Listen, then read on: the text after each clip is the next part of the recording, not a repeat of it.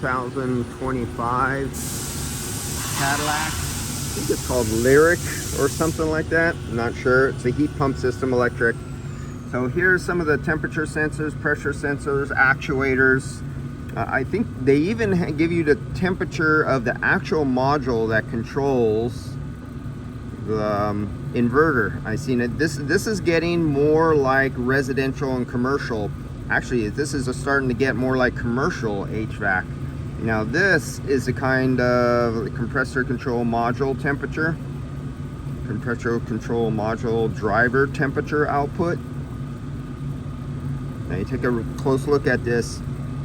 Everything for the air conditioning. This is all AC or temperature sensors. This is how all new cars should be, especially with variable displacement. And they should have a test. They still should have a test mode. These do have tests and like a testing generic still. They're still not at the level I would like the automotive to be. More like the commercial VRF systems like the Mitsubishi Multi-City and Samsung and Toshiba and all those other guys. But they're getting there. So we're gonna fill this up. This takes 1,000 grams. Basically you're about 3 Hondas here, or almost 4 Hondas, over 2 pounds. And we're down to 100 with the air conditioner, with the vacuum pump on, we're down to 117 microns. We commanded the system open to open up the actuators, and if you don't do that, you're only recovering refrigerant out of half system. You're only doing vacuum out of half system because they close all the way and separate the other half of the valves off, and you won't be evacuating the system and you won't be recovering or charging any. On some of the systems, if you try to recharge the system without opening up all the valves, the refrigerant will go in, it'll hydrostatically lock because it's trapped between the high side, low side, and a very short section of piping, and it'll literally fill up and stop your charging process. Sometimes it won't, sometimes it will. It just depends on the year, make, model. I've come across that before.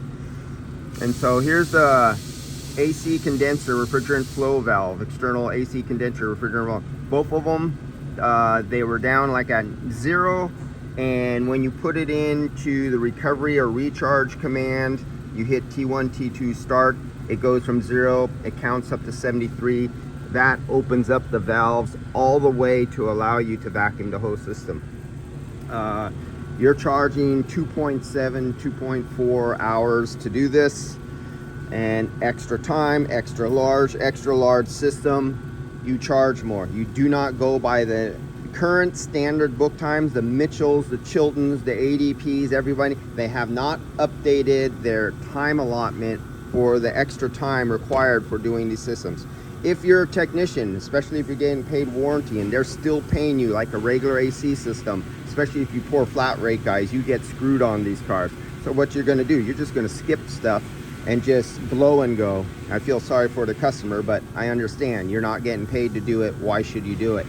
The system is just self-aggravating. It causes problems when you don't pay the guys to do the work if you're on flat rate. If you're in a shop, you do not go by the old standard book time for a straight AC only. You are charging 2.4, 2.7 hours to do one of these jobs. I'll see you later.